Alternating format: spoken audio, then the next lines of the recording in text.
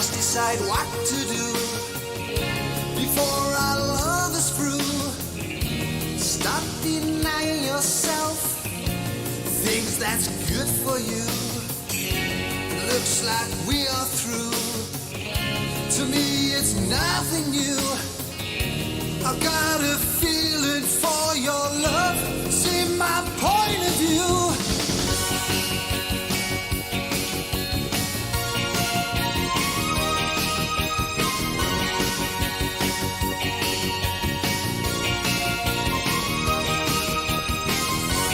Is there a love countdown?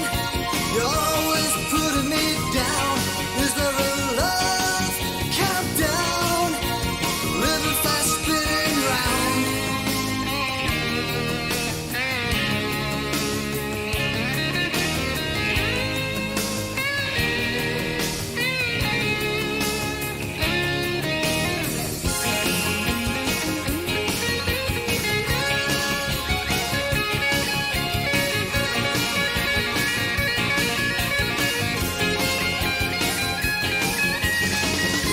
Sex is part of love, they say. A game you tend not to play. I've got a feeling you may be honest one day. You either win or lose, and why should I refuse? You've got a feeling for me now, 'cause I keep you amused. Love countdown, always putting me down. Is there a love countdown? Is there a love countdown? Waiting on spinning round. Love countdown.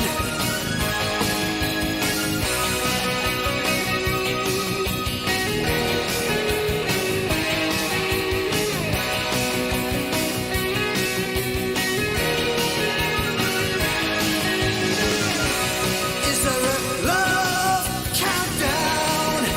You're living fast, spinning round.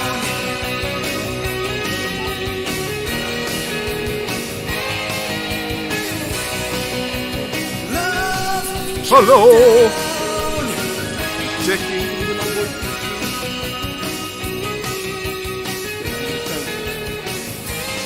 Oh, we're looking to a 20-second delay.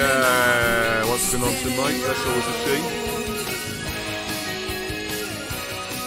Right. Are we on time? Almost to the second. 6-second delay. Oh, that'd be fantastic. Hello, everybody. Can you now see me? Good evening. That's how long the delay is. Yes, there I am. And can you hear me okay, Leon? We got Leon in the chair today. Leon's on production.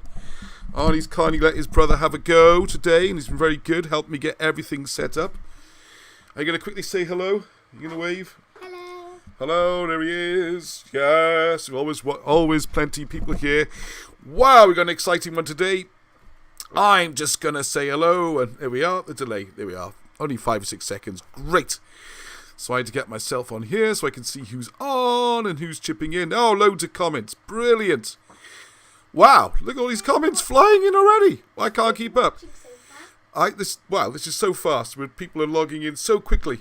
Wow, and it's been a good day already. The video put up earlier. I can say a few words about that. Shumai, your lost historians, each and all. And that's Finky Stingers, who's becoming a regular contributor. Peter Kemp, good evening. Who else we got? Snugglebuggle, which is Leon's handle. If you're wondering who Snugglebuggle is, his own channel.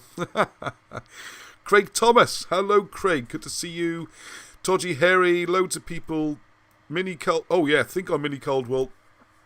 Love the Kylie on Fort Hill video. Yeah, I went up this afternoon. That's doing great. I know we got some new people watching from the USA. Yeah, it's great. More over there. Someone from North Carolina, so that's great news. Hope you're online. Special hello. Who else we got there? Oh, the chat's whizzing off. Anyway, that's great news. And I can actually see the chat at the moment, so let's hope that stays. You know, it's not always that easy. So let's give everyone a couple minutes to log in. Want to say, thank you, Leon. He's put me so I can see his screen as well. Wow. And I've got lighting on me because unfortunately now we're getting towards the end of August and we haven't got the sun flooding through the windows. And I can't hear me. Oh no, what's happened? Sound's gone. I bet it's your headphones. Yeah, it's the headphones again. You just can't get the staff, can you? You know, you pay them slave wages, and what happens? Wait, no wages. Shh, don't mention wages. All right, no one mention wages. Completely lost my thread now. What's going on here? Darren Booth, hi, new watcher here. I'm a metal detectorist, a law-abiding one. Darren, metal detectorists are the friends of this channel, and they should be the friends of all archaeologists. It's fantastic. So you're good digging and disturbing. And as you said, you're law-abiding. It's great. If you're in South Wales, we got a few sites we'd like to look at. Actually, I'll tell you what I'm doing. I just jump away from the script, as always. Why do I bother with scripts? All right, I'm all out. All these plans. And I just jump off anyway. So what I want to talk about is... Caerleon in English means castle. No, Caer, Leon, my boy Leon. Caer, castle of Leon. King Lleon, the lion. Lleon, lion, all right? You a little lion, Leon?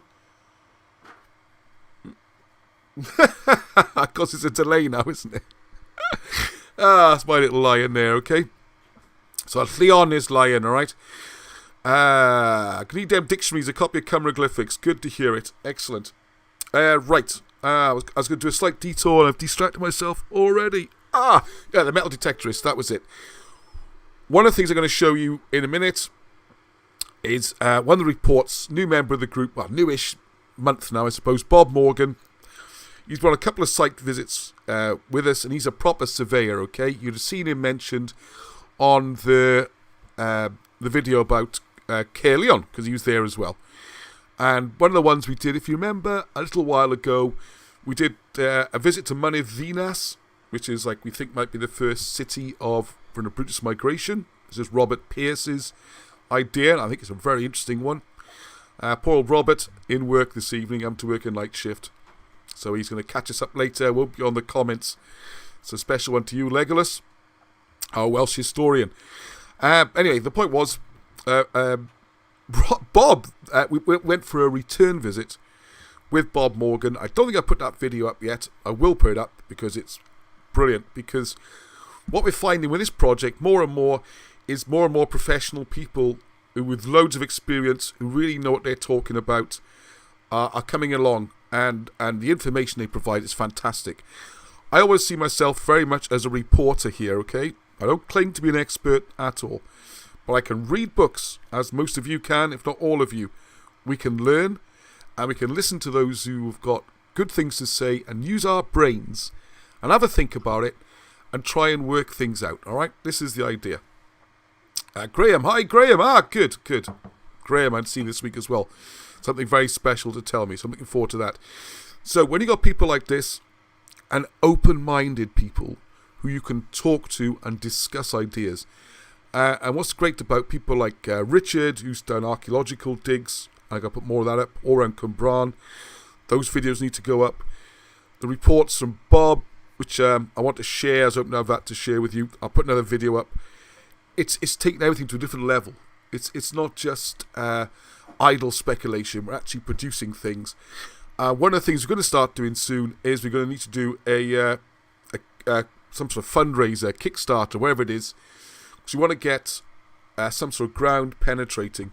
So what was the name of our new metal detecting friend? I don't know how good your kit is, how deep it goes. Sorry, the comments have flown up. But what we're looking to do then is get some ground penetrating equipment, which goes down 20, 30 feet, and then we can really start looking at places without being invasive. And as Alan Wilson and Blackett point out a lot, there's these wonderful scientific tools around. You don't need to go digging everywhere up and wrecking places to get a good idea of what's down there. Let's use the science, let's use the technology. Okay, so Bob's estimated we're going to need probably about £3,500, all right? So about 4,000, current exchange rates all over the place, about $4,200. So I'm going to set a target at $5,000 because we might well need to hire people who can use this and do us independent reports and all that kind of thing if we can't find enough volunteers. All right. So that's going to be the next fundraiser. It's about $5,000. So we got some proper ground penetrating kit, so we can really look and see what we're doing here. Okay. So I got so many things to go through this week. Where are we going to start first? Hang on. I'm going to get this lined up. All right. So someone. It's always great this. Because everything works so well, I don't really rehearse, but, I go through to make sure everything's running okay. And then, of course, as soon as you put the online OBS and all that, and the feeding software and the recording, everything goes really slowly, and it seems like it's not working suddenly. So it's like... So while I'm just chatting away here, pretending I know what I'm doing, I'm actually getting this presentation lined up. Yes, Leon? Did you know this? But on your channel, you can go to talk, and you actually type in the chat and talk. And you can boost stuff as well. I don't know if you can hear that on the microphone. On the channel, you can go to talk, where you can actually talk rather than type, and it comes up on the chat. It's not talk, but it's typing, but you can just talk if you want to. Oh, you can chat? Yeah. Well, that's the comments, isn't it? No, on your channel. If you go on your channel, look. You go to your channel. Go to channel, alright. There's discussion. See, Oh! There's nothing embarrassing about having technology explained to 29. I'd always vowed I'd never be that person, that dad who doesn't know how things work. On the YouTube channel, after the broadcast, I assume, not during the broadcast, is it? Not during the live broadcast? It's all the time. All the time. There's also a discussion area you can go to, alright? And we can discuss with things, so we need to use that more. You've also completely distracted me now, Leon. I don't know where I am, as always. Anyway, so as we mentioned, it's all going to flow in. So what I'm going to do today, we're going to dive almost straight in to the subject. I think that's worked well the last couple of weeks. Feedback's been good. Not so much of the news. I'll try and throw a few things in that's come up on Facebook and do more news at the end. But there are some things I really want to cover I didn't get to cover last week. So it's going to be very bullet points news. And then straight in, what I want to talk about today is something that comes up a lot. An introduction to Colburn, which is the ancient Welsh language. Now, don't worry, this is not going to be a lesson on how to learn the language and use the language, because it's difficult, all right? It is difficult. It's clever. It's brilliant. So what I'm going to do is a little introduction, all right? Just to give you an idea of where you can see it and some examples. And a short discussion then about the common accusation that the whole thing was made up by Edward Williams, known as Iolo Morgannwg, around about 1800, even though we got loads of evidence that goes way before that. A little bit about the politics of that one, all right? So I hope that's of interest. It won't be very long, okay? What I do want to do, I mentioned the field trips and Bob Morgan's notes, which I'm going to be sharing. So look out this week. 2 videos, definitely going to do. One is the second visit to Mynyddinas, possibly the first British city, full stop. All right, so if you haven't seen the first video, will give you an idea. Some fantastic views, all that kind of stuff. It's a wonderful walk and some really interesting finds, especially when you go up there with someone who's really experienced in looking at sites and know what to look for. And doing all that clever stuff like bringing maps. And if you don't know what LiDAR, I keep saying LiDAR, don't really know what the letters all stand for. But it's like a ground penetrating. It's like an X-ray. Think of it like an X-ray, okay? I like simple terms. So when you look at that, all the vegetation, the trees, all that kind of thing disappears. And all you see is like the ridges and the outlines, and you can spot things. And you can set the depths. And one of the great tools for all you armchair researchers and archaeologists out there is you can go in a whole of there's a few gaps. Conspiracy theories people are going to love this. See where the gaps are. Anyway, apart from a few gaps, the whole of Britain, as far as I know, Wales, England, I imagine everywhere else, has been already scanned by LiDAR. So sometimes, like last summer, we could see little aeroplanes going back and forth, back and forth, back and forth, wondering what they were. Tim Lewis, who I went out with yesterday, one of the great members of the group, you see him on the videos. He did the research because he could tell what kind of aeroplane it was, because he knows about airplanes. He's a pilot, or a trained pilot. He's not a pilot anymore. And checked it out, did all the research, and that's what they were doing. They were LiDAR scanning the whole of Wales. And this is one of the interesting discussions we had on the Facebook group, which I'd highly recommend. And also, please, another reminder, if you could do a favour for me and the channel, we're almost getting to 1,000 subscribers. I hate to sound like one of those people who goes on and on about subscribers. And I promise you, once we get past 1,000, I won't be asking again. I'm not just doing this for some, hey, let's get millions of subscribers. That would be great. It's not why I'm asking. The reason I'm asking is when you get to 1,000 subscribers, various features and facilities on YouTube unlock, which will be very useful, and it'll help us get on the search things. So one of the things I'd like you to do, if you could please, copy the URL, the address on the top of the screen, and just share it wherever you got. Email it to friends, Facebook, something like that, and ask people to subscribe, okay? Anyway, right, so what I was going to do was, let's do a little screen share. For those who didn't see, and this is going to run into our what we're talking about. One more thing. You'll see the lovely picture, but one more thing I am going to mention about. Been speaking with Baron Blackett this week. The good news is that St. Patrick's Rock... Actually, I'm going to come back to me. I don't want to distract, because there are two things I need to cover very quickly before we go on to the main subject. One is St. Patrick's Rock, the book, is with the printers. All right? I've prepaid and pre-ordered quite a lot of copies, so you'll be able to get some from me. And I set up a website. It's actually called St. Patrick Identified. I paid the website for them, set it all up. They're all very pleased with that. And as soon as they got the release, it'll all be on there. I don't want to take advance orders until I actually have physical copies, because I know people have been waiting for the Trojan War book for quite a long time now. And I want to explain something about that. A few weeks ago, as I reported on here, the proof had gone over to the printers. We got a proof copy back. I was all excited, said everyone's going to get their books in a couple of weeks. And then I showed it to a few people, and it was like the feedback wasn't quite as exciting. And the more I looked at it, it wasn't something I could be proud of. All right, so it's great. Everything's in there, right? Nothing's missing. It's all okay. But in some places, the text is a bit small, and text slips around. Some of the diagrams are still not great. Oh, hello. What about the label thing, the scanning thing? Oh yeah, the barcode. We had a bit of a problem with the barcode being too big. So there's lots of changes, and that's not a problem, okay? Because that's what a proof copy is for. And the changes being sent through to the printers.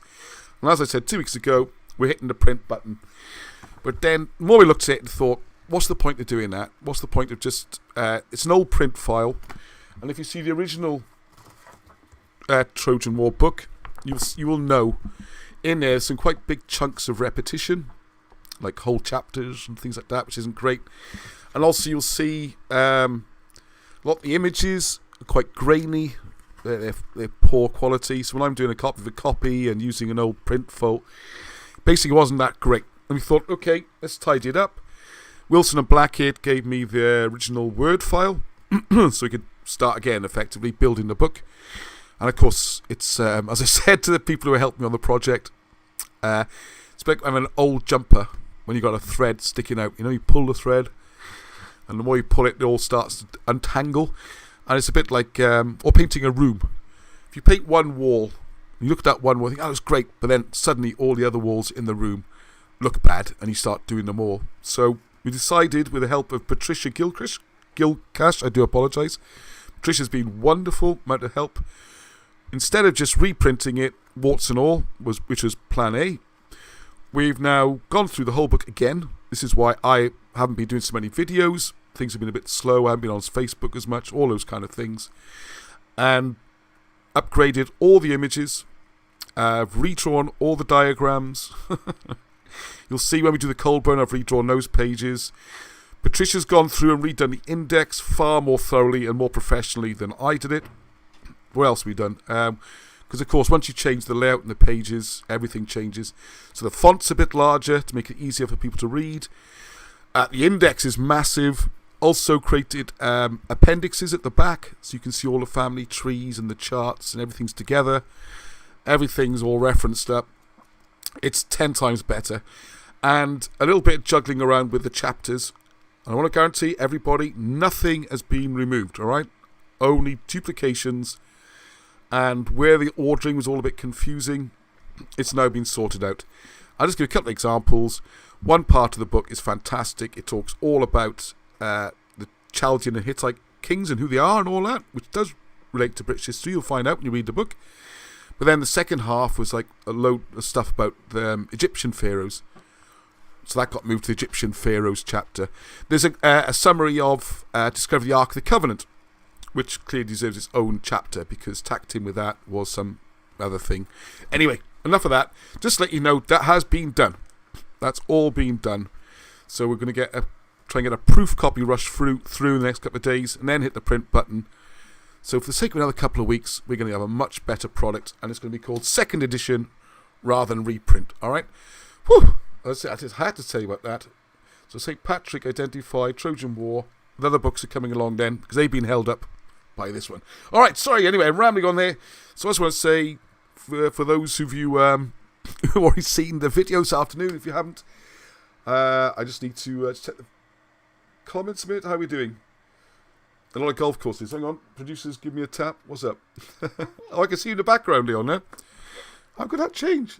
Couldn't see you before. Because on the front one, you're zoomed in more. Ah, I'm zoomed in more on the front one. So you can zoom in. No, you can't do it on there, can you? All right, producer's in charge, and you can see him as well now. He's trying to hide. No, Anyway. not. No, he's not trying to hide. I'm trying to hide you. All right, okay, here we go. Right, so we got you here. I did one about Caerleon this afternoon. I just want to show this as it's a great introduction to this afternoon's topic, all right? This evening's topics. Don't forget, read the comments, you, and tell what's happening, okay? Okay. All right, this is... so when I did the Caerleon visit, I'd like you to have a look at that, please. It's not this one. Millions of pounds. Just to show you this, right? I try and avoid being controversial on this channel, and I try and just present the information, have a look. Why isn't it weird that none of this is around? And, you know, try and keep very neutral, not be aggressive or attack anybody. But sometimes it comes to a point where you start to think, what is going on? What is going on? This is a picture here of the Roman baths in Caerleon, right? It's all covered. It's fantastic. Been there with the boys many times. And years ago, particularly before I knew all the other stuff that's coming out with this Britain Hidden History project. It's fantastic. They've spent tens of millions. There's online promotions. You search on Google, whatever, you'll find it all comes up. All about the Romans, the Romans, the Romans. There's websites, admissions free.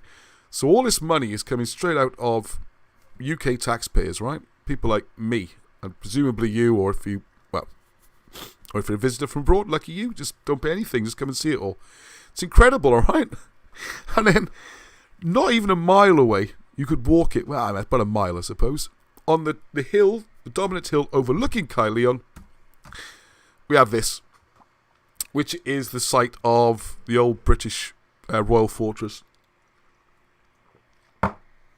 Excuse me. I'm not going to go through the whole thing again. You can watch the video. It's only been up a few hours. It's already up to about 300 views. So that's hit a nerve, I think. Because this is what's happening up there. It's just trees, nothing. Not even a sign. I had to find a local person to show me how to find it, all right? That's how bad it is up there. And the ultimate insult, I thought, as we wandered around, was it's even got a electricity substation built onto the ramparts. So, there's the Roman history that we're promoting, right? Italian history, whatever you want to call it. The Romans, aren't they wonderful? Okay, they get that treatment. Floodlights. Interesting chat coming on. Thank you. Right. Oh, thank you. Right. Okay, I need to...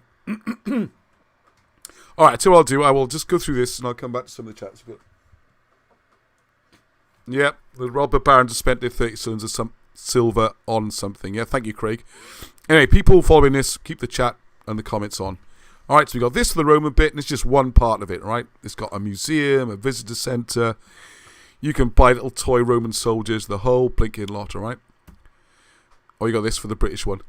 And another thing, which I'm going to mention, actually, I'm in a kind of mood. I'm a bit annoyed this week. Seem to spend all the week trying to get the book done and all that. It's been long hours, and then getting really aggravating conversations on things like Facebook, whether it's on the Britain's Hidden History group or, heaven forbid, some of the other groups. And it's things like, for example, the Fort in the Wood, which I have gone on about before.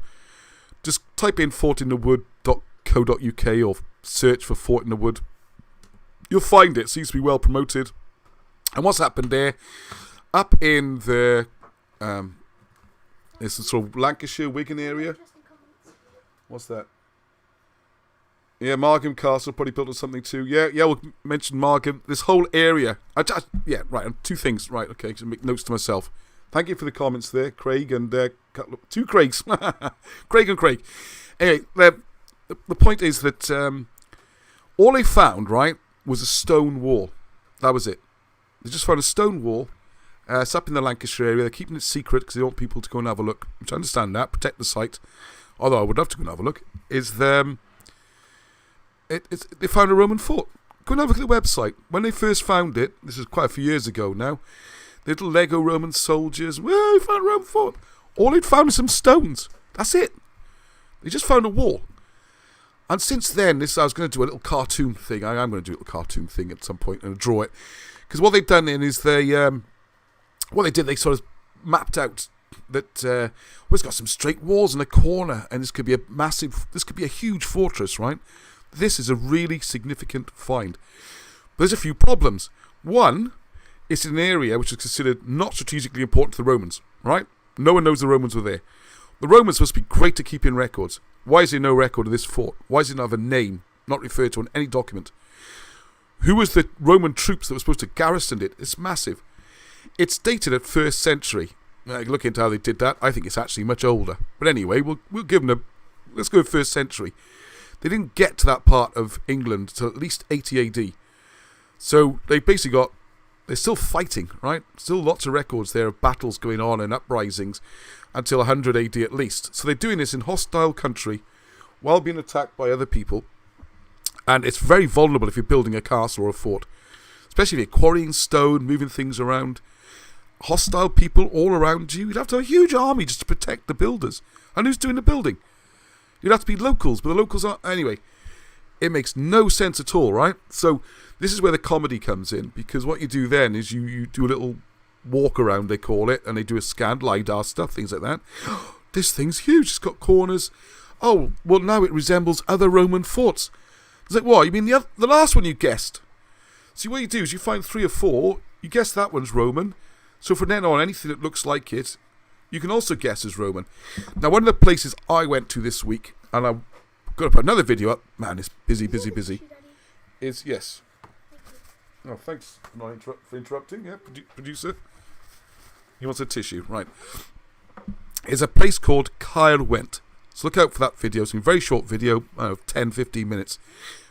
Caerwent is supposed to be the largest, Arnie's there as well, the largest surviving Roman walls or fortress, all right, in Britain. Or one of the largest anywhere, but particularly in Britain, okay? Now, what's fascinating about this, I want to apply some logic, okay? Get you thinking about this. The idea is, with this fort in the wood up in Lancashire, is that because it's similar to other things that they've found, and they're assuming they're Roman, then the new one must be Roman. And don't forget, this is before they've done any digging at all. No archaeology whatsoever. No pots, knives, nothing. Nothing at all. There's some stones. They're in a straight line. The British are too stupid to build things in a straight line. Like that Alan Wilson sketch, I'm Welsh. I put a stone on the ground. I put another stone on top of it. I just made a Roman wall. It's that logic. It's bonkers madness, right? So, anyway, the thing in Caerwent, which Alan Wilson, I've heard him talk about before, is this idea of herringbone stones. And I've looked and is that herringbone? Is that not? Wait to see the video. When you see herringbone, bump, bump, bump, bump, bump, the stones are at angles like this. Now, the curious thing is about the herringbone stones is they are only found in Wales, really, and sort of the Western England parts. You still call it Wales, Greater Wales, if you like. That's the only place you see that kind of style of stonework. So one of the things to be reasonable to say then, so it's not found anywhere else in the Roman Empire. If we can prove one of these is British, they're all British. And the same with the fort in the wood, you see. And I think this is why it's so sensitive. Because the people organising that have shut down all discussion, all questions about whether or not it's British. You can't even discuss it. No more questions about whether or not it's British. Where all possibilities are being kept open, but it's Roman. I mean, this is the madness we're up against, all right? It does start to get really frustrating, okay? Really, really, really frustrating. And it's hard not to get wound up by this attitude. And as you can see here, this sums up this love for all things Roman when you've got millions being lavished on a place like Caerleon. Even this might not be Roman, you see. We assume it's Roman. There's nothing actually to say it's Roman. I know there's the odd brick with LEG on it, which they think might be in Legion 9 or wherever it is. But as you might have seen in the Caerleon one as well, there's also evidence to show that even the soldiers might not be Roman. So anyway, this is what we're up against, and we're having electricity generators built on it, or when clear British evidence is found, digs are shut down, or it's just assumed to be Roman. Alright, anyway, so that's enough of me ranting on about that. Let's try and get to this, the British Culbran alphabet. Okay, so this is the part of the stuff I've redrawn. As you can see there, it's nice and clear. We got all new fonts throughout the book. Everything's lovely. Alright, so it's something to be proud of. So I'm sorry those who've been waiting another couple of weeks. Trust me, it's worth it.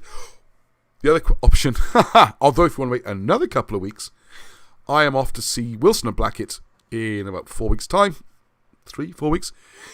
And if you'd like a signed copy, I'm going to be taking copies of the book up with me to get them to sign them. So you might want to hang on a bit longer and have them sign the book as well. Same with St. Patrick book. I'm going up to collect the books. I'm going to get them signed by Barham because this is his first solo work, not with Alan Wilson on this one. He wanted to do something just to show he can write a book as well. So I'm looking forward to seeing that. And also the wonderful music I know everyone loves at the beginning of the show. The whole album, St. Patrick Rocks, digitally remastered in a funky cover, designed and drawn by Baron Blackett, will also be available. And I'll try and get some of those signed as well. So I'm going to send messages out to everyone who's got an order and to say if you want to wait a little bit longer and have them signed, the option's yours. If you really want the book now, we'll send them out when they come back from the printers in a couple of weeks. Okay? Right. So I've rambled. Right.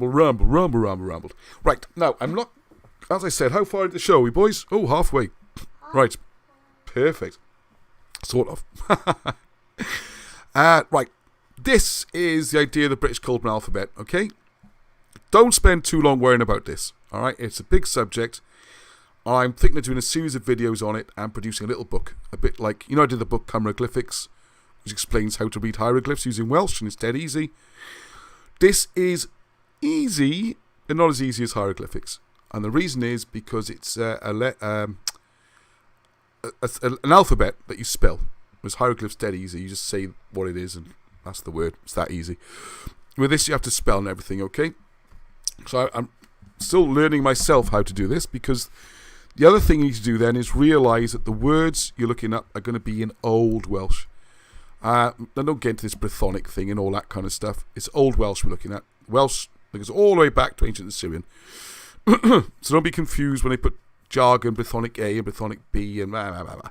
That's just jargon to put people off and confuse them, alright? So we're going to do this. You've got a set of letters and you can see them. Because another thing that came up this week on the Facebook and all that was... yes? The camera's frozen? Oh, no! Hang on. I think it's back in. I think it just jumped out of there, I think. Oh. Hang on a second. Camera's frozen, but you can still hear me. Oh, no, disaster. What happened there? Yeah, I think this has just popped out to this. There we are. We're back on, I think. I need to... bear with me. I'll do it, Daddy. All right. Hang on. Let me just go to the... Hang on. I'll do this one. I need to reboot it on here, I think, don't I? Yeah, reboot. Oh, no. It's the first time it's ever happened. Deactivate, activate. And then activate that, yeah? Hey, thank goodness I got you here, Leon. Thank you very much indeed. Well done, producer. Whoa. Phew. Okay, so what I'm going to do is just give a few... Right, we're back on. Yay, we're back live. Good boy.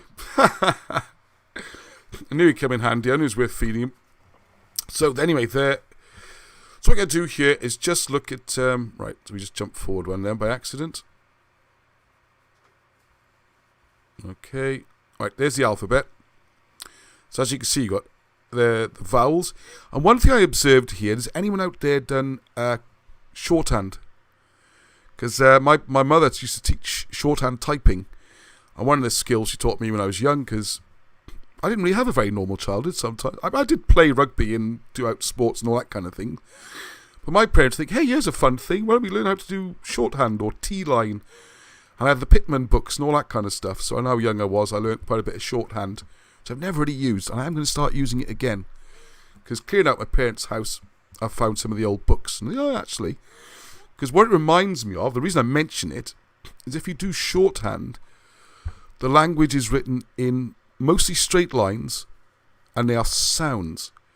So if you learn shorthand, the first thing you learn, as I remember it, and it was quite a few years ago I learnt it, but it's stayed in my mind ever since, you get p, t, b, and they're your sounds. To make a word, you would do a p. So that's a good example. Pram. Terrible example. Why do I think of pram? It's maybe seeing this lot. So pram, you do a p, and a rut sound is like a little loop or something, then ah, and then it'll squiggle for the M or a dash or something, so you get the pr, ah. The point is, it's phonetic, right? It's done by sounds. You don't shorthand. And the Colburn, when you're doing it, you have to think of it a bit like that, okay? So there's sounds. So you have an as you know, 7 vowels in Welsh. And when you look at the characters in the second line, you can see my... oh yeah, we're not on full screen presentation anymore. Oh yeah, because we crashed. More quicker than... Where's my... What?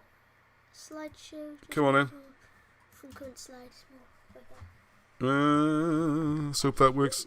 It should work. I know it's a bit slow because of all the other software running.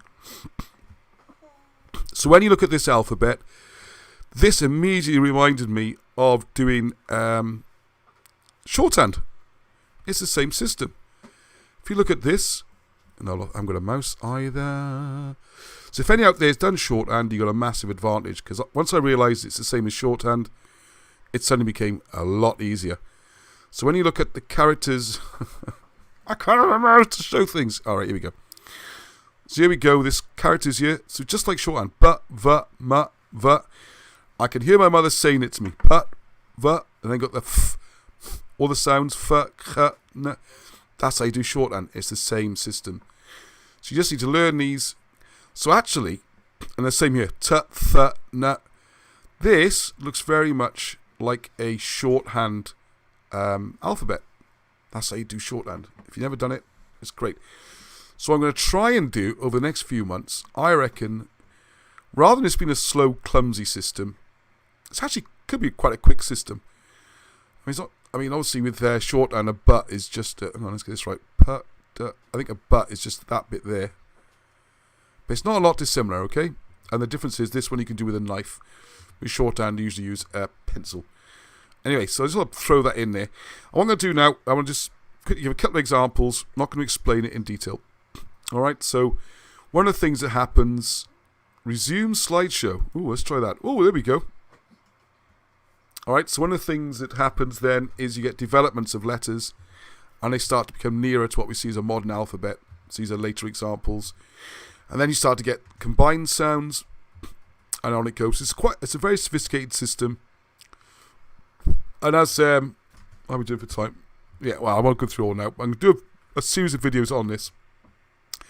As Wilson and Blackett explained in the book, the Romans, right back to Roman times, they were describing the British as being educated and learned, could speak different languages, Greek, Latin, their own language, obviously, and they could write.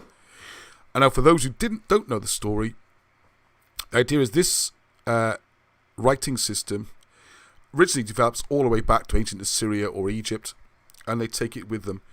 So is it on there? The Arwen's not on there, funny enough. No, the Arwen, without me being rude, is like this. Someone just said. Yeah. Some of them look like Norse symbols. Yeah, Yeah, they do look like runes. Yeah, I agree with you. Especially this one looks very Norse. And see, this is where you get into this situation again. It's a bit like, very good point. Who was that? I'm sorry. Thank you for that. But one of the things, this is where we get back into that same situation as we're in with the Roman. Thank you, George. Thank you. So, thank you, producers, for pointing that out. So, once again, it's a bit like the Roman fort again. And I'm so glad you mentioned it. Because what we do is you see something like this, and immediately, this is why I got frustrated this week on our Facebook group a bit, with some person who's helping and contributing. But you assume it's not, you assume it's anything first. It's Phoenician, Nordic, Germanic, all this kind of stuff. Now, I know it's unpleasant for some people to hear it, but it seems that the Germanic tribes were illiterate. They did not have a writing system. So if anything, it's gone the other way, where some of these Colburn symbols have been adopted as they try to learn their own form of writing. It's gone the other way. This Colburn system, as we'll briefly show, goes back thousands of years. Thousands. You know, you can date this all the way back to at least, 600 BC. So there's a good chance that the Nordic stuff would have copied this. And one of the things which might bear that out, if you look at the life of King Alfred and the Wessex, which I would suggest was the Gewissi, by the way, and they're not Saxon at all, but hey, that's enough controversy for one night. He invites in Bishop Asser from Wales, and it's like a joke. He gets a Welsh bishop, a Scottish bishop, an Irish bishop, and they all walk into a bar, you know. Ouch. So, anyway, so thank you for pointing that out. So I'm going to give one example here. This, I wasn't going to picture the stone up, but I'll try and do a more slowed down version. If you go to this stone, Goddovin, you can see where it is there. It's in Llandyfeilog, yes? The same person just said, there are loads of stones in the Norse in the same symbol. Interesting, yeah. Well, are they the same? Yeah, be interested to see what I'd like you to do. Thank you for that, yeah. Because I'm sorry, I didn't mean to sound quite so dismissive of runic writing. You know, there could well be a runic writing system in the Norse as well. The Norse epics are actually Welsh or British. Ah, now right, okay. I covered this slightly before, but the one thing which is a big cause of discussion. I tell you what, I love it when we get detours. Questions. Keep throwing the questions, right? We love the questions. Because one of the things which is covered in the Trojan Wars book, which I should know inside out by now, is the Franks casket. There you go. It looks something like this. And it's discussed in great detail how the scenes on here, which is said to be to do with Odin and Norse mythology and all this kind of stuff, and references to Beowulf, actually seem to be references going back to Gilgamesh and one of the great old classic stories. And if you haven't heard the story of Gilgamesh, go listen to it at some point. And it's all to do with killing the one monster, then the mother. Enormous parallels with the stories of Beowulf. And the claim that Wilson and Blackett make, and I've been throwing it out there for a while now, and no one's managed to come back and dispute it, find an extant or existing copy of Beowulf in any of the old Germanic sources in writing, because there doesn't seem to be any. It looks like another example where a culture has been appropriated, and a British story has just been made into a Nordic version. Beowulf, you know, some of the characters have been changed to make them Nordic, and this happens all the time. And this isn't a Welsh nationalist thing, because it's not Welsh either. This story, Gilgamesh, goes right back to, you know, the Middle East, and the story's been adapted and adapted. Yes. I'm not on the case now. I got no stopping him now. Patricia, can you do a side-by-side alphabet, letter to letter, Norse to Colburn in the new book? I don't know enough about Norse, really, but if someone wants to send me a Norse alphabet, and that is Patricia, who's been doing all the work on this book. So whatever you want, Patricia, I will do it. But I need a source for the Nordic runes. And it would be interesting. That's a cracking idea, actually. Yeah. Great question has come up on there by the previous... What was the question again? It was Patricia. Oh, not Patricia. Yeah, no, before that. Anyway, thank you very much again. This is how we move places. Let's do a comparison with the runes. Where these would seem to be very powerful, though, as a British form. Oh, another thing just to throw in. If you look at the Venerable Bede, who's the great writer of Angle histories. He's an Anglo-Saxon kind of gets invented as this mixed people. He's great Angle writing, and if you look at his scribe is actually called Cadmon, which is a very British name. You know, whether it's Lloegr or Cymru. It's a very British name, not an Angle name at all. And this would make sense if the British had been writing for hundreds and hundreds of years, potentially, a couple of thousand years of writing history, supposed to have given the writing system to the Greeks in 650 BC, or roughly around about then, 660s. Then, hang on a sec. Then, because no one really wrote before Bede. So what was he writing? In what language? And is he inventing a way of writing as he went? Was Bede actually illiterate? Did he just tell Cadmon to write down these stories? There's so many assumptions. Once you throw the British into the game and say, well, what if it's British, and start from a blank piece of paper and look at all the possibilities, you come up with different conclusions to what's been happening for the last couple of hundred years, at least, where it's assumed the British are stupid, primitive barbarians who can't even put rocks in a straight line, and certainly can't write, and certainly can't do anything clever. Therefore, it must be someone else. Well, if we sort of get rid of that sort of, I would call it a racist outlook, and say, all right, who's most likely to have done this? The people who live there, with this society that goes back hundreds of years, and if we take their history at face value, they've got a migration from great civilizations. And if they did come from Troy's supposed to be a massive stone castle. And is there physical evidence? Yes, there is. Go and have a look at some of the videos we've done, like the disappearing walls of Garndyffaith, with his massive stone walls that massively predate the Romans. One of the examples, and we're running over a bit, but is going to come on to which Wilson and Blackett mentioned, and will be in the Colburn book when it comes out, which I don't think it'll take that long to do, actually. Basically, I'm using Wilson and Blackett's work, all right, and just editing and rearranging. One sec. Is the St. Paul's stone found in London. You can see it there on a stone which was about 29 feet down, well below the Roman levels, and it had writing on it. So how do you explain that? It's massively earlier than the Romans, and it's got writing, and it's a stone wall, and it's a straight wall. So all your preconceived nonsense about only Romans can build a straight wall, only Romans can write, well, how do you explain that one then? Because I think it's about 400 BC they dated. So that's kind of been kept quiet, that one. You can find out about the information. I'll be sharing it. Yes, what's the next one there? Next one is... Craig, the Ark of the Lionstone. Yeah, Craig Moyle. Good to see you again, Craig. Yeah, anyway, so we'll yeah, I mean, there's more writing on these. So anyway, this is the way it works. So it's quite simple, really. I mean, it's simple if you're a genius like Alan Wilson and Blackett to work it out, but once you've worked it out, it's not that difficult, all right? So you just look at the symbol and put the equivalent in. Yeah, it looks like an R bit, doesn't it? R, that's a T, whatever it is, N, W. Just stick them all in and you can read it, all right? This is from King Arthur Conspiracy, by the way. This isn't a page I've relayed out. Sort of quality before we do it. All right, here's another one. This is Llangors. I got some examples here, not just in Wales, all right? It's not just a Welsh thing, it's the whole of Britain.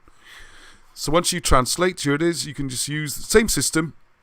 I haven't shown the graphics, but you got the idea now. On this one here, you can see it.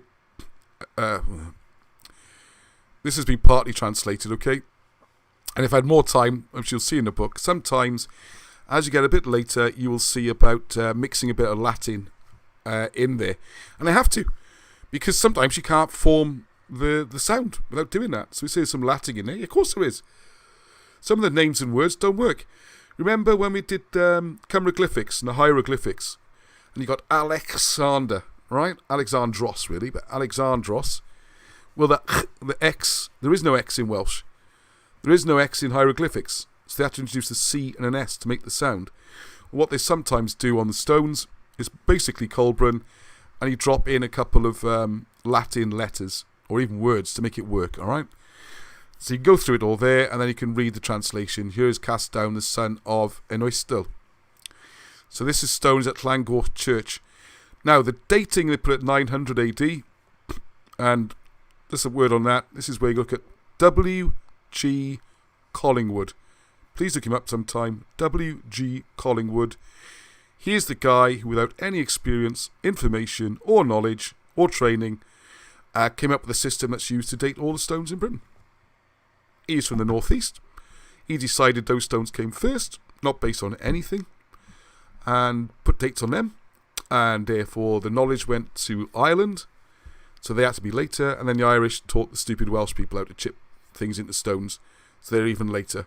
So a lot of these stones are actually much earlier, as Wilson and Blackett explain, okay? So then you can see star noise and things like this. There's some loads of great examples in the books. There's another one in Brecon. You can pause and have a little read of it and see who these people were and everything, okay? Whoop. Now here's one in Scotland, and this is where you start to get the more curvy style writing. And a lot of the stones which are considered to be this ogham, which seems to be an invented idea, ogham. I know, it's shocking, isn't it? There's so much to undo and rewind. Like, everyone knows this massive Irish influence in Wales. No one talks about the Welsh kingdoms that were carved out in Ireland. For example, Brychan. Brychan is supposed to be Irish. We just wandered through Wales and just grabbed the whole of the Brecon area, Brycheiniog area, without any opposition from the British. How could that happen? Whereas in fact it was his uncle had gone over, carved out a kingdom around Ireland, around Dublin. And interesting one there, because this ties in with what I said earlier, is that there is a Roman style fort found near Dublin, but the Romans never went to Ireland. All right, the Welsh did go to Ireland. So if they, or the British, I should say, but the Welsh, right? In this case, they are particularly Welsh. It's a Welsh royal family. They're Cymru. So the Cymru went there, and the only likely candidates, because it's the only fort, they haven't discovered any others in Ireland, so it's not like the Irish are building forts. But if you could say that the Welsh are building forts, then there it is. So that another project that kind of gets hushed up because it can't be the Romans, therefore the fort can't exist. Because if you admit that one's Cymric or British, then suddenly your assumption that all the other forts are Roman also falls out, doesn't it? And the same with Ogham. One of the reasons why the justification for thinking that a lot of the writing originates in Ireland and comes this way is because there are also examples in Ireland. Well, again, the logic doesn't allow for the fact of the Welsh going to Ireland, does it? It always assumes the traffic's one way, and all knowledge and technology always comes into Wales and nothing ever goes out. And if you want to apply a bit of common sense and reasoning to it, the place with the stones is South Wales. Same as the iron, the copper, you got the tin in Cornwall, the lead, the lime for making the kilns, the anthracite coal. This is the centre where you'd expect things to happen. Whereas most of Ireland isn't particularly stony. So why would they have the stone technology before the people who've got the iron tools and the stone and the civilization behind them? Anyway, I digress, as people say they like it when I digress. And I haven't ranted, have I? I haven't ranted. I've been really... Take the calm pills, Ross. Right. So here's the Newton stone, which I believe is in Scotland. And as in the same thing again, you go through all again. The letters are... They look stylized, but they do... You can read them using the... so I almost say organ then. Using Colburn, alright? And it works. So, yeah. Now, hang on. Oh, no. I thought we had... one. Okay, I'm have to... Oh, yes, I remember what I was going to do. Yep. It's going to jump to me a second so you don't see me faffing about trying to find the other screen I had ready for this. I can do this. Yep. Press F11, Daddy. What? F11, give it all that. I don't think it does, but it's worth a try. No? You should have. Hang on, don't touch anything. Ah! Anyway, what I was going to do is, what I wanted to show as well is the fancy script, because one of the things I love about this, okay, and I'll show you, this is a, okay, let's go back onto screen sharing. Alright, I think that's come up on your screen, hopefully. Oh, this light's good, my eyes look green. I saw my passport, what colour are your eyes? And so, well, sometimes they're green, sometimes they're hazel coloured. Anyway. Right, the stones in Britain, okay, because these are historical documents. When people say there's nothing ancient, the stones are. I mean, even if you go with Collingwood dating in 900 or something, there's loads of other examples of writing, and when in the book you'll see examples of poetry referring to Colburn writing and people writing on sticks. You can even go all the way back to the Bible, where you see about the scenes with Moses, and before that, let's get my Bible right, Jacob, They have to carve the names of the tribes on the sticks. It's the same as Colburn. Because what they had to do, due to persecution, and also I think it's easier to do, just carve it onto sticks, and that's your way of passing information. All right. You can pause and have a look at this. This is all taken from King Arthur Conspiracy. There's the ones we just looked at. What I wanted to get on to... There's loads... I think the problem sometimes, as you know, if you read Wilson and Blackett books, they are amazing. I mean, they are... I think they're the most amazing books ever written for just sheer information, knowledge, evidence, references. It's staggering, absolutely staggering. But the issue, they're so staggering, they're hard to get your head around because they're like 500 pages of staggeringness. So the plan is we're going to make little books dealing with each subject in a way which people are got a chance to do it, right? Because, as you know, things get spread out all over the book. Oh, there's a bit of luck. That's been amazing. Look. Can you see it on the camera? I don't think so. My books are falling apart. I got a bit there, and I suddenly just grabbed a random page, and there's more Colburn at the back of the book, right? 200 pages after the books I'm doing now. So there's loads more. There's loads and loads and loads and loads.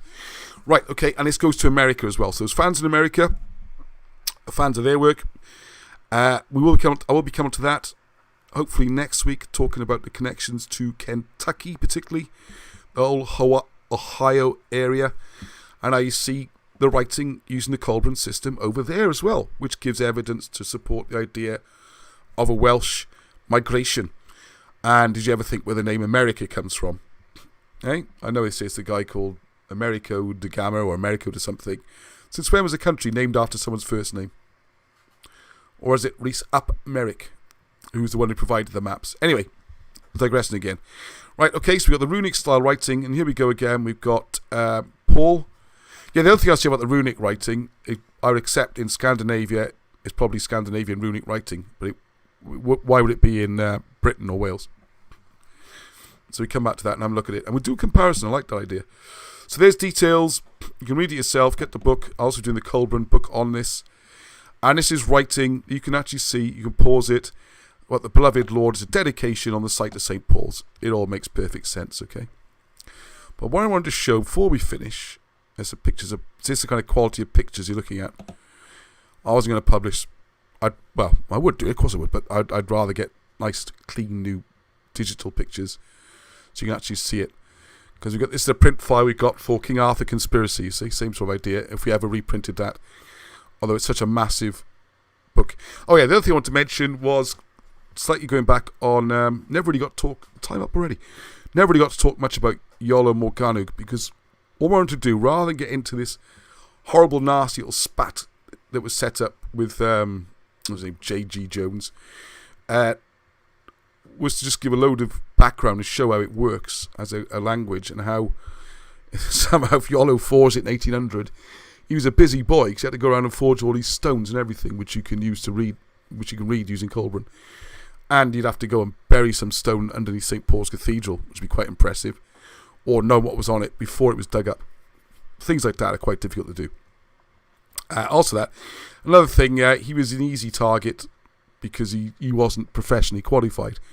A lot of the work he did was actually published about 1796 by other people who were, I think Morris was one, who were professionally qualified, and they were deans from Oxford and Cambridge, and they just get airbrushed out of the story, so you can call, as usual, attack the messenger, innit?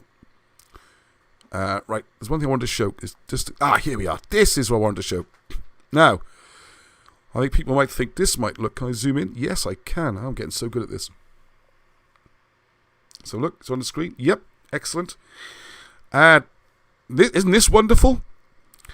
This reminds me of two things, right? One, it reminds me of, what does it remind you of? Let's give people chance. Is there any way in fiction you've seen somewhere that looks identical, in my mind? And you just give me a few seconds. Oh, hang on. Let's go. I'll have a quick look on there while people are having a guess. Oh, people are having a chat. All right. People are having a good chat there. Hello. Constant companion, hello. I like your attitude. You are open to learn. We all know. And saying you know nothing. We all know nothing. So first, Lord of the Rings. Who said that? Hey, Georgia and John Jones. It is Georgia, isn't it? Make sure I get that right. Georgia and John Jones. Yes. Yes. Doesn't it look exactly like the Elven script? And you do have to wonder how much,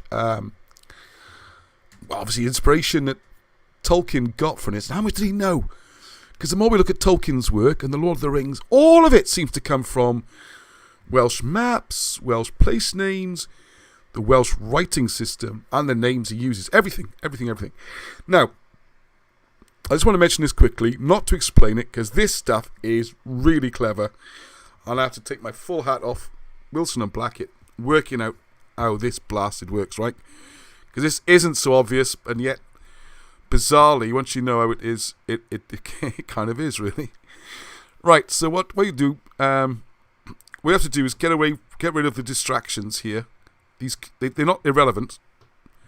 You know the nice curvy lines? They're not irrelevant. They give other information about the script. All right? So I got a little bit here. Right.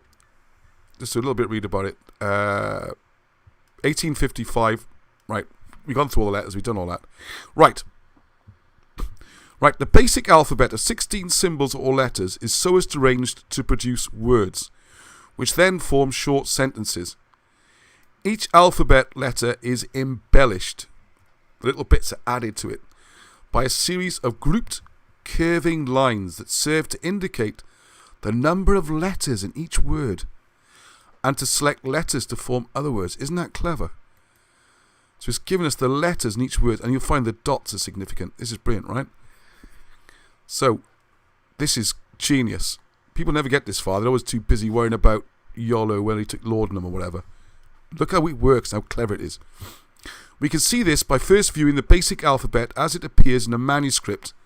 Sorry, and I should have mentioned this is the Bodleian manuscript 572, which dates back to, well before Iolo Morgannwg. And then by stripping away the codes and curves that are added as guides to reading. Alright, so as I was mentioning earlier, the fancy bits are just there to help you read it. They come off.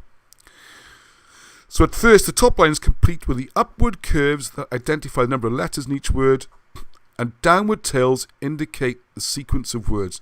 This is clever stuff. It's like a real cipher.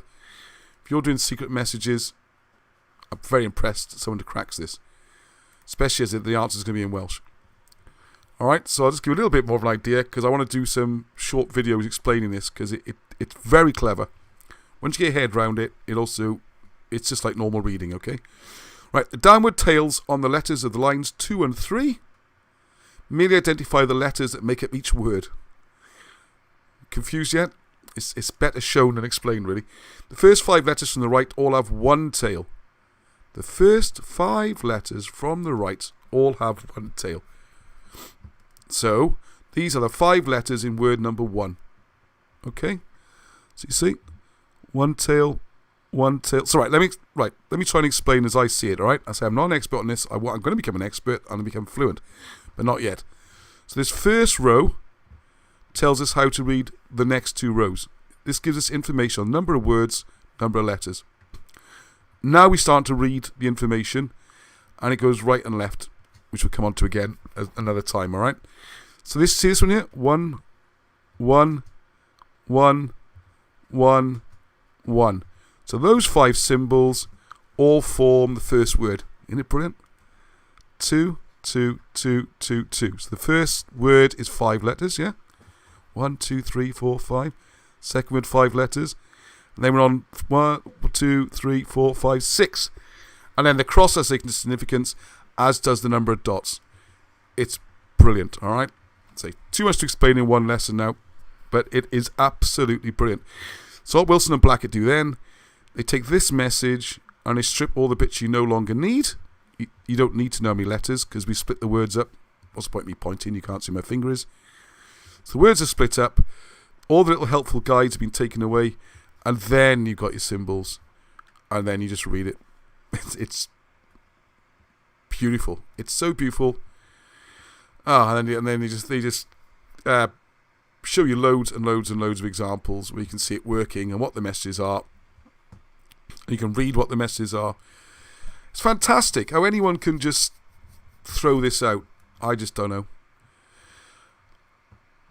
And the stories are wonderful, you know. The story about Christ speaking. This is up in Scotland, I believe. Yeah, this is the Bridekirk Stone in Cumberland. And again, it's a religious message about Jesus and this kind of thing, or the Christ. And breaking out from his ties and bonds, he's whizzing pure, the chief pure, to satiate the firmament, to whirl around.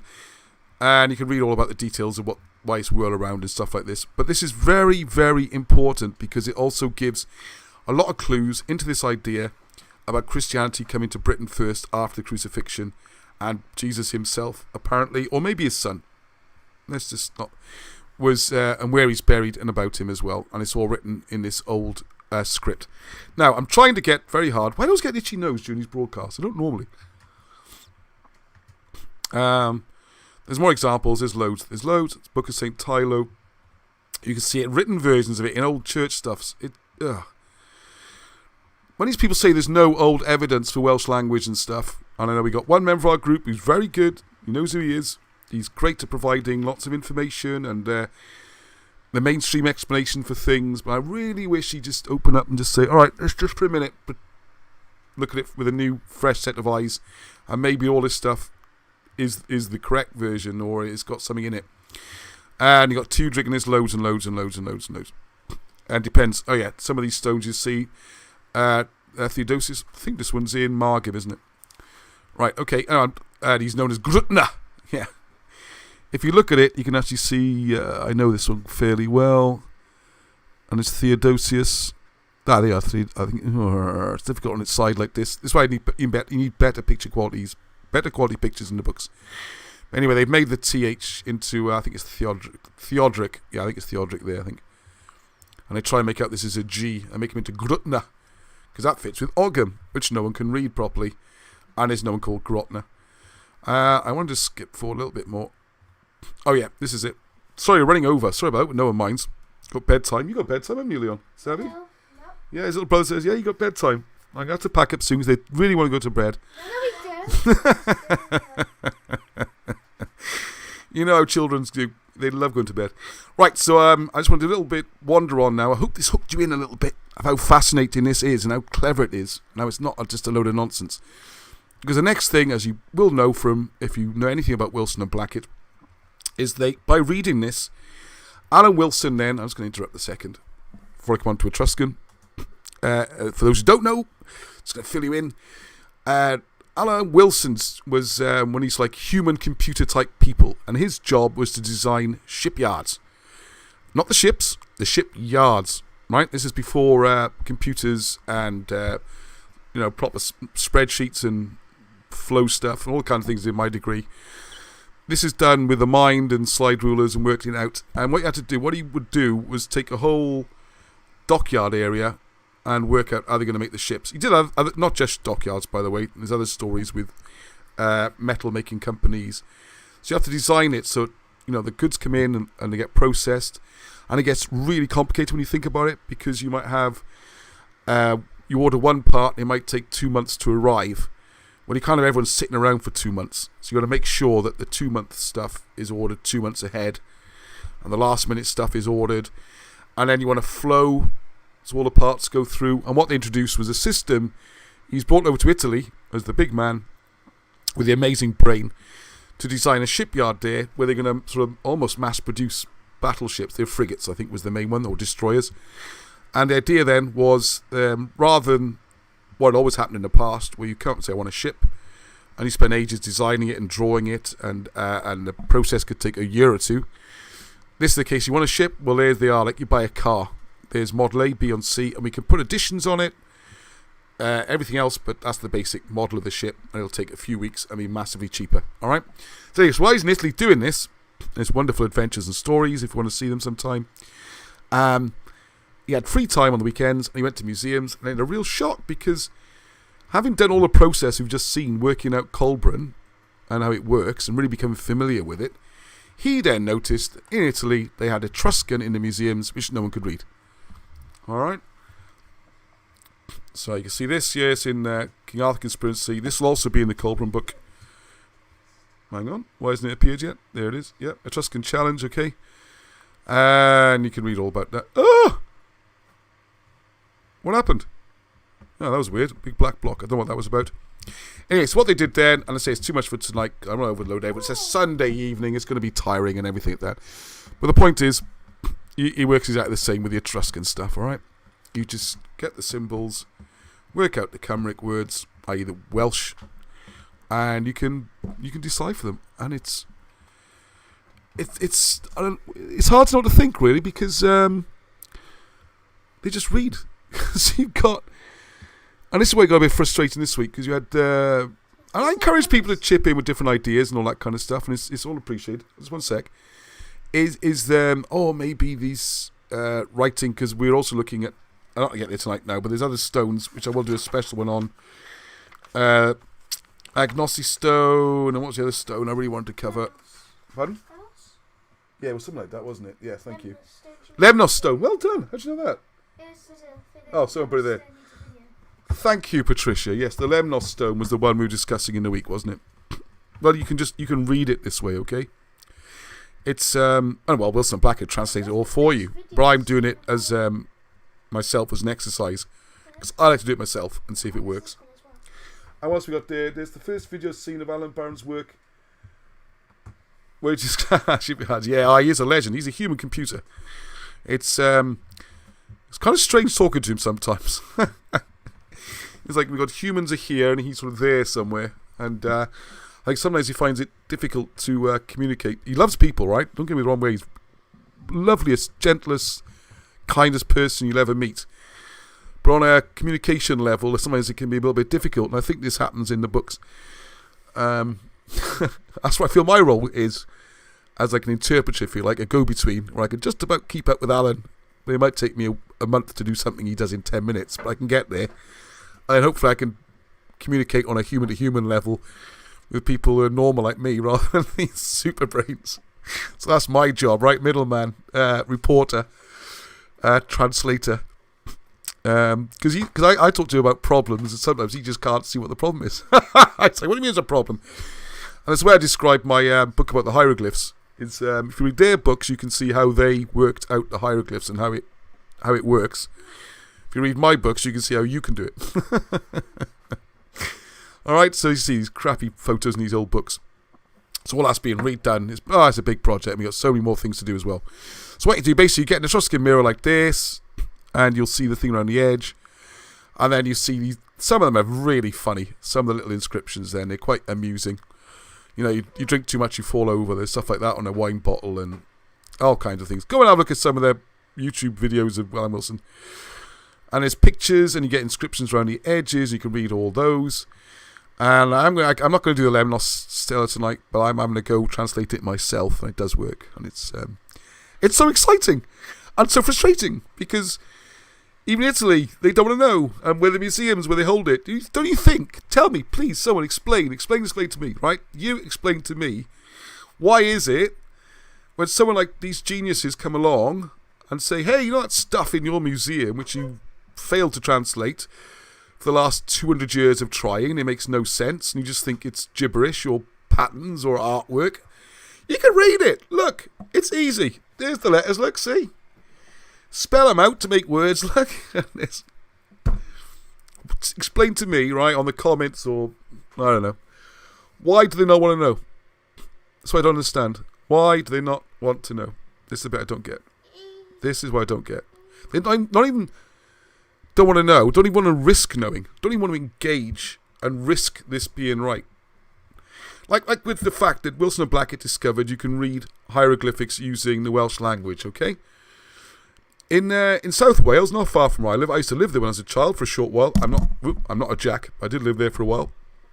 The Swansea University has got a Welsh language department, as you'd expect, and more or less next door to it, there's a really, really good Egyptology department. They've got an Egyptology museum. They've got Egyptian stuff.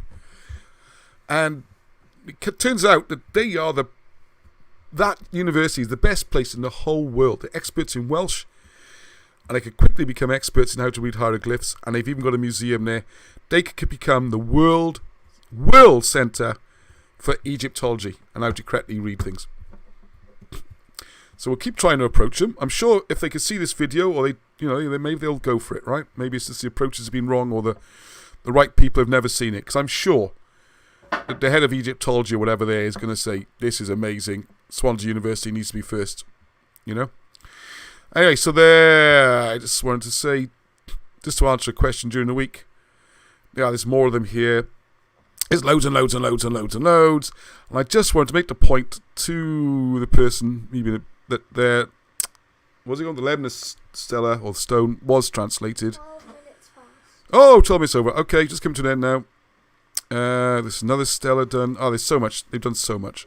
Any academics, you'd think this would be a gold mine, wouldn't you? And then we got, for Monica. Special one for Monica. Ration. Please, Monica, how do you say that word? Tell me the proper pronunciation. We'll have a chat on the phone. Ration. And, funny enough, I've mentioned Swansea here as well.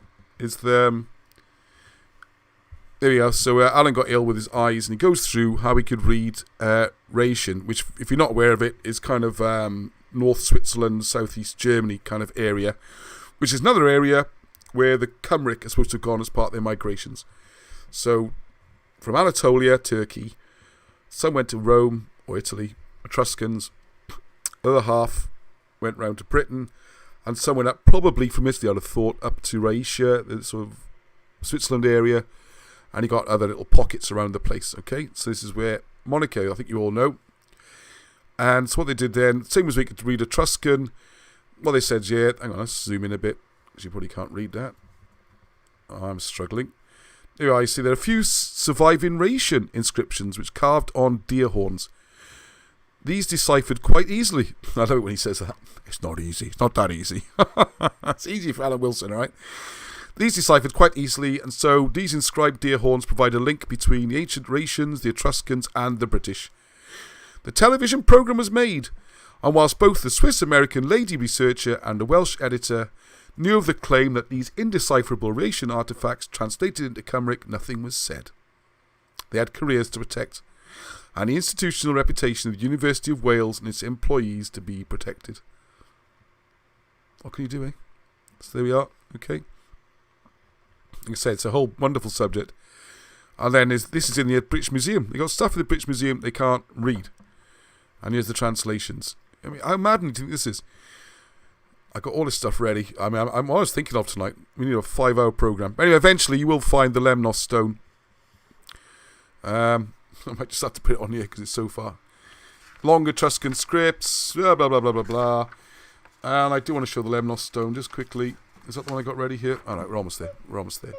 Oh, beep, beep, beep. There we go. And I'll... anyway. All right. I'm just going to have to talk about this one. There's tons of it. All right? There's tons and tons and tons and tons and tons and tons.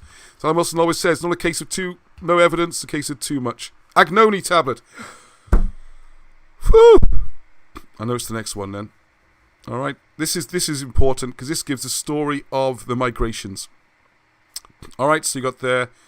They go off from one place to the next place, and there's Moses. You can read the whole story yourself. It's fantastic. Oops, so I'll go slower so you can pause.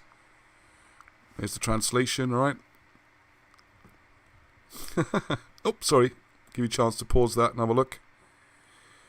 I never see the point of me just sitting here reading it all, okay? Agnoni tablet. Whee, there you go. So you can see it's the same situation again. You got the symbols.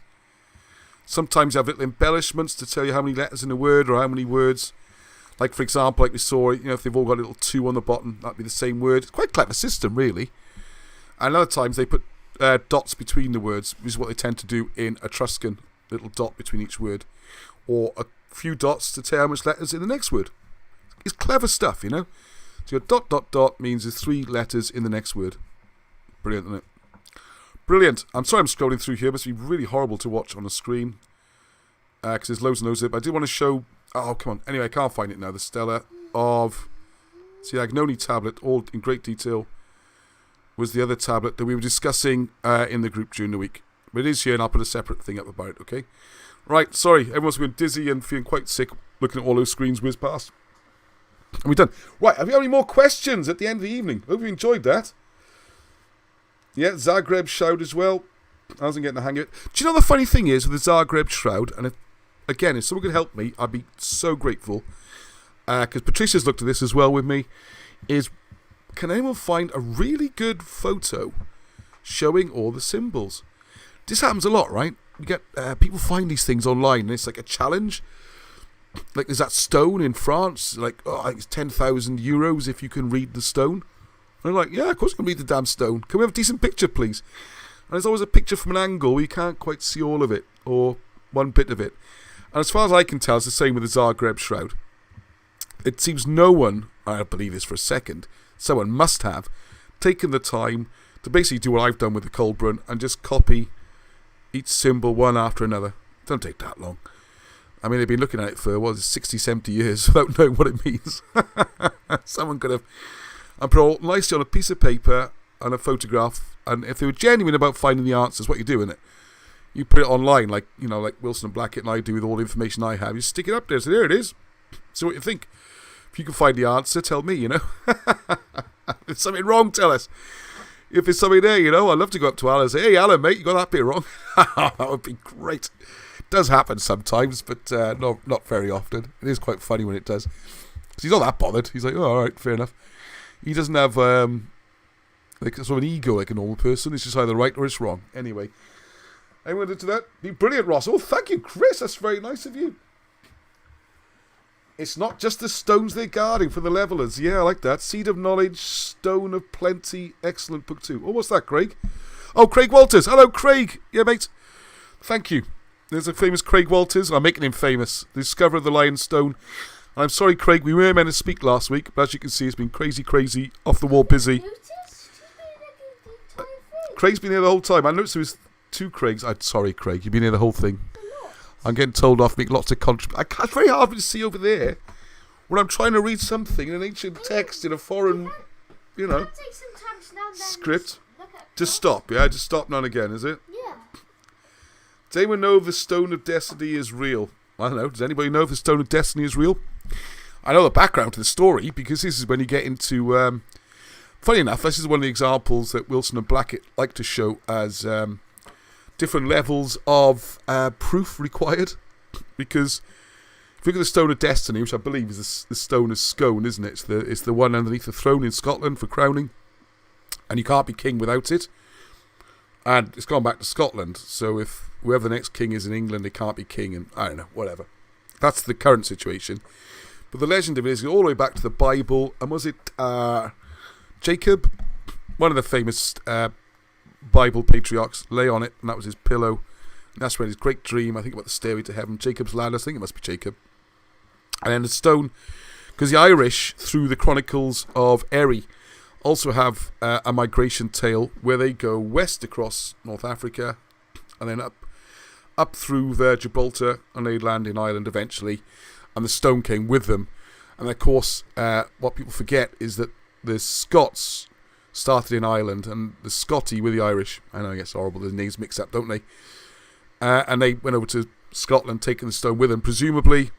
And this is now accepted as one of those things you have to have. I mean, the English took it down to London, and the Scots got it back again, didn't they? Or is it the real one? Because there's all sorts of stories about people stole it and kidnapped it. Did they return the right one or a fake? All that kind of stuff. It's brilliant. But the point about the levels of evidence is... I'm not knocking the story, right? I don't know enough about it to say if it's true or not true or whatever. But the level of proof for it is very, very low, right? It's based on stories of stories of stories. There's no real hard evidence apparently to support it. So, but because it's Irish, that seems acceptable. If that were Welsh, yeah, wouldn't be acceptable at all. So I don't know. So it's up to you to decide whether. Well, not up to you, but I mean, it's, I'm not in a position to say if it's real. Other people going to comment on there. What else we got? Come on. There's a question from... Right, go on. Stinners. Oh, yeah. Thought it was in Cardiff. What was in Cardiff? I've missed out too much of the conversation, I think. There's some clever people on there. I tell you what, listen to Patricia, Craig Walters, people like that. Chris Wood. Read the comments, all right? These people have been doing this longer than I have, actually. They're really good on this. Oh. Unplugged his headphones if you're getting a bit of feedback. Yeah, so look at that. Oh, I love my green eyes on here. I'll get this light all the time from now on. That sounded terribly vain, didn't it? I'm sorry.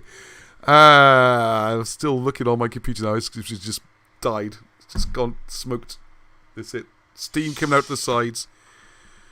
Because I'm trying to get the other tablet up. Wait, shush me.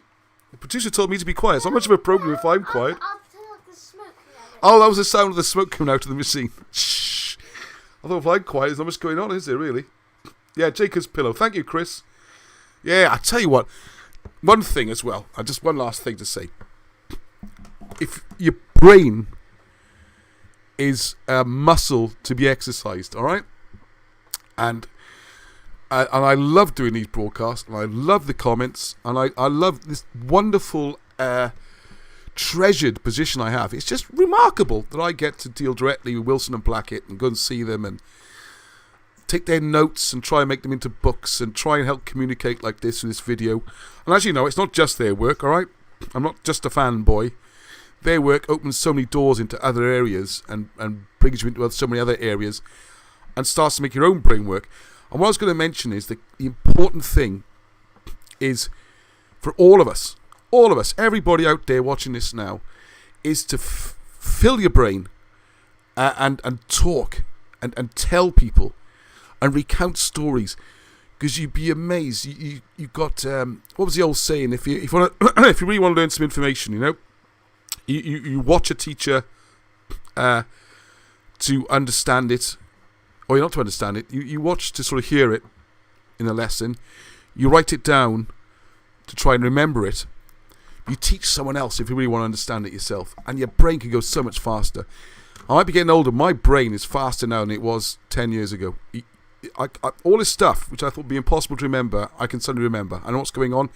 And I have people contacting me with lots of strange experiences at the moment. And maybe it's part of a bigger thing. I don't want to get into some weird stuff, because then people say, oh, he's just a weirdo, and they ridicule all the written history and all that kind of stuff. There does seem to be something going on at the moment, some sort of awakening type thing where this information, there are people speaking to me who are calling me out to meet them and show me amazing stuff that they've discovered or can now do that they couldn't do. And I think this is, as those who know me, my personal crusade against things like TVs, because I think they do exactly the opposite. Whereas us relating like this and thinking and asking questions, please go make a two-way thing. And when I'm doing these books, like the last one, they're going to have exercises, so you do it yourself. Tell your friends. Try and explain it to people. And you go, oh, yeah, well, this happened. And it's like, oh, what was his name again? Oh, Edward Lloyd. What year was that? 1710. If you can't remember the dates now, look them up and tell the story again. And you will learn that way. It's brilliant. And this is what people used to do. When people talk about oral tradition, one of the things that came about with the old, not just in Britain, all around the world, cultures. But I know more about the Druidic people than I do the other cultures. That's the reason I mention them. But they considered writing as being a bad thing, reading and writing, because it stopped you using your brain. If you didn't write anything down, you had to learn. They reckon these Druids would spend, 10 years or more learning tens of thousands of pages of poems and rules.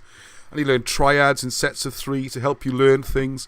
And that's how you conveyed knowledge, and that's how you exercised your brain, understanding, all right? Not just by writing it down, forgetting all about it, and reading it when you need it. So please, let's talk to each other. Let's communicate. Do your best as well to try and tell others. And what I'd really like everyone's help to do as well, please, if you could. Please, please, please. Try and get the subscribers over 1,000. It's really important for making this all work. And I'm trying to close this down now. I can't do it. My computer's frozen. Guess you know what's coming next, folks. If there's no more questions. Any more questions? Empty your cup. We be bardic. Alright. Hang on. Your cup is almost filled. I know it's full. I got so many things open. So many things I'm trying. No, but I thought it was... Alright, okay. Oh, no, I don't want that. That almost went so well. Okay, alright, so I don't like this track so much. That's a bit too low key. Okay, here we go. Here's a good one. Nice, big, happy, joyful end. Oh my goodness, I'm miles over on the time. I did promise not to ramble over. I passed off all the stuff I wanted to say. There's some great stories on Facebook this week I never even got to. And hopefully say, with this... Where's the volume? Turn it down a bit. You can't hear me. I know everyone says it's too loud. This is what in the trade calls an atmosphere bed in the background there. Yes, so what people can... loads more to share, loads more videos. The books are good, the printers, so please bear with me. If you want it signed, a couple more weeks when I go up there. Please, please, please send any messages you can that you want to send to Wilson and Blackett. Write to them, write to me, and I pass them on. Let them know they're loved. They're kind of isolated. They don't know what is going on. They think they're just forgotten. And it really is mind-blowing. I don't know why the reluctance from these universities and stuff not to take it on board when it's truly outstanding. Alright, well, I hope everyone enjoyed the show. Thank you, Craig. Craig enjoyed it. Yeah, Peter, awesome. Oh, yeah, loads of great feedback. Thank you very much indeed. Shredding outro with the guitar. Yeah, you want a bit louder. Is that what that means? I don't know. People use all this trendy talk. Ooh, you sure know this one by now. Alright, I'm going to leave this running a little bit longer so people can enjoy the music and have a chat with each other. And the comments will continue. Do you want to say goodnight? Producer 1 and Producer 2. Night, night. Oh, they're a bit longer than that, so I have no one saw you then. Thank you for watching, that's nice. Yeah, please subscribe and get the URL off the top, copy and paste it and send it to your friends and say, you know, subscribe. You'll love it, it's the best thing you've ever seen. But even if you don't want to see it, please, you need to get to 1,000, alright, mate? And I will never mention the subs button again, alright? We're on about 860, so not far to go. Alright, hope you enjoyed that. Don't forget to this week, I did say last week it's going to be on Wednesday, but it's meant to be this week. Sorry, my mistake. Going to aim to do it this Wednesday, 8 o'clock. And my goodness, there's a backlog. There's a queue. We got a big video to do on the myth of the Romans in Britain, especially Wales, but were they hardly in Britain at all? That's a big project. I'm not sure I can do it in one video. That's a lot to remember, a lot to put in. What was the other one we were going to do last week? Come on. Oh yeah, the one in camping. We're going camping as well. But I got the Colburn thing out there. No, what's the other one that people keep asking me about? Keep me to put. Yeah, the stones you got to put up there. Oh, there's loads. Anyway, so enjoy that. Yeah, the Roman one's a big thing, I think. And I hope that's helped with Colburn, an introduction anyway, and giving you an idea about it. Even if you don't learn it, wherever you.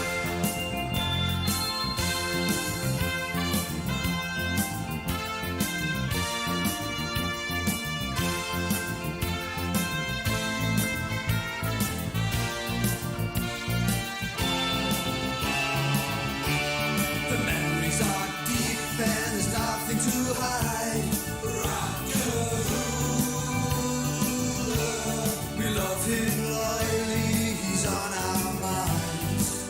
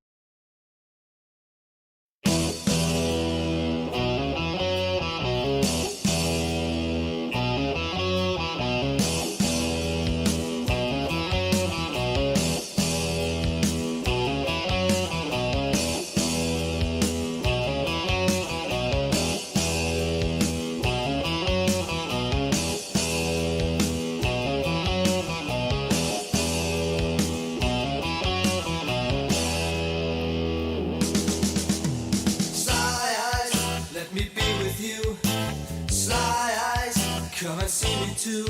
There's a lot I'd like to tell you, you'll find interesting. Lady, wanna feel at home? Champagne, let's drink it in vain. Still used to impress the naive, well, shucks, expensive part. If you only could conceive just what you mean to me. Me. My heart is pounding at the thought of you. Bam, your perfume is so fine to me. Sly eyes, let me be with you. Sly eyes, come and see me too. There's a lot I'd like to tell you, you'll find interesting. Laggards, what a feeble poem. Stop playing, don't start that again. I'm abused to address ladies with shucks, extensive slush. If you only could conceive just what you mean to me. Me. My heart is pounding at the thought of you. Bam, your perfume is so fine, and you are always mine. Polarized, no apology. Scream for a new technology. There's a lie in every billion that's single sour. Laggard, what a feeble poem. Stop playing, don't start that again. I'm abused to address ladies with success that's a slush. If you only could conceive just what you mean to me. Me. My heart is pounding at the thought of you. Bam, your perfume is so fine, and you are always mine. Sly eyes, let me be with you. Sly eyes, come and see me too. There's a lot I'd like to tell you, you'll find interesting.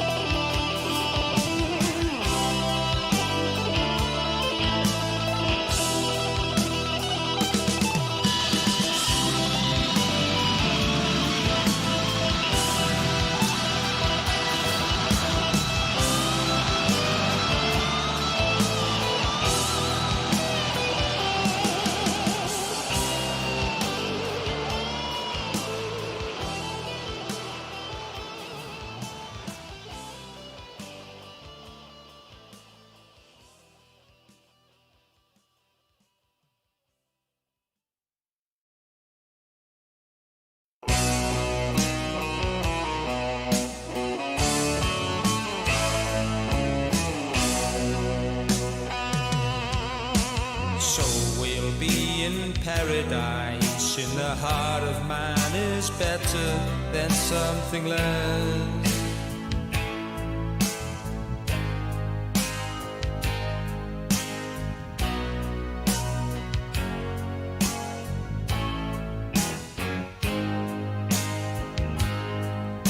The first time we met, something strange inside happened. Nothing to equal the emptiness.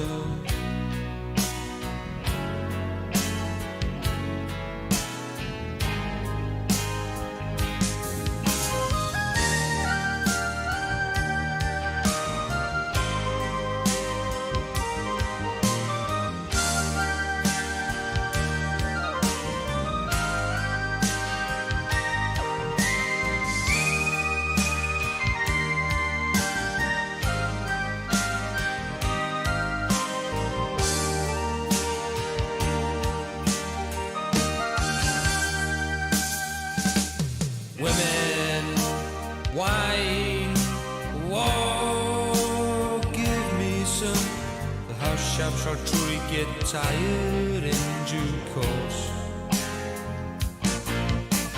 Another thing to say is my Jaguar still standing out in the rain on Water Street.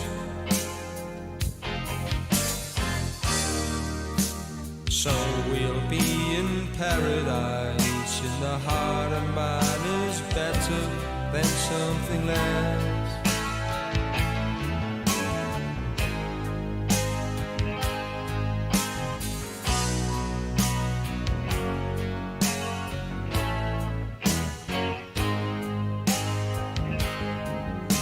The first time we met, something strange inside happened. Nothing to equal the emptiness.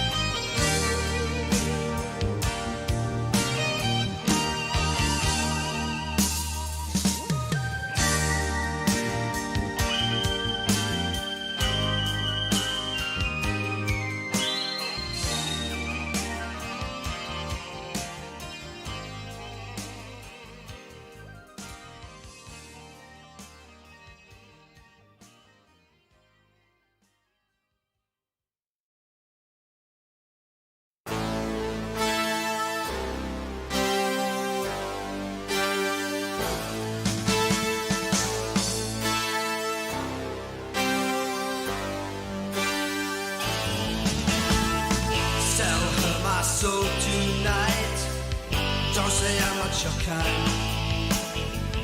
If you think I look okay, see me the next day. Can't you realize I see you through your disguise? Every move you make, I'll be standing here while observing you. Won't you feel okay? Tell her my soul tonight, don't say I'm not your kind. If you think I look okay, see me the next day. Can't you realize I see you through your disguise?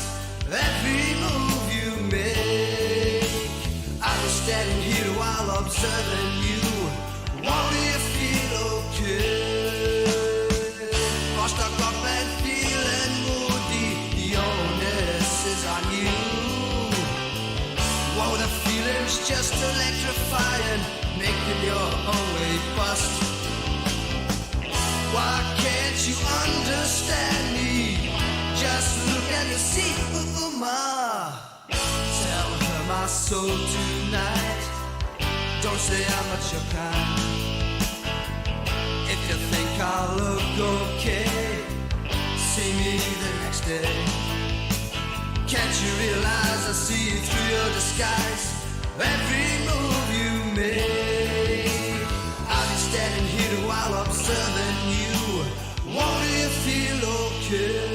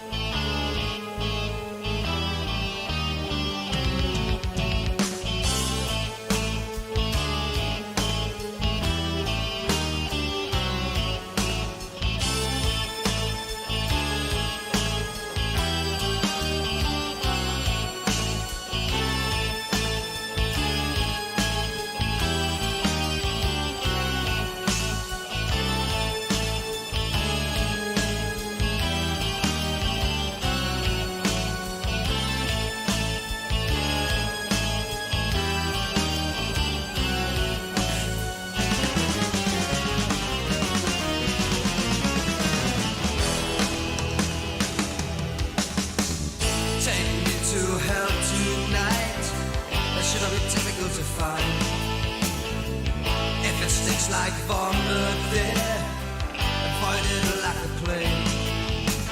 In the devil's eyes would he give me bad advice? Every move he faced, I'll be damned, let a crunch of Lucifer.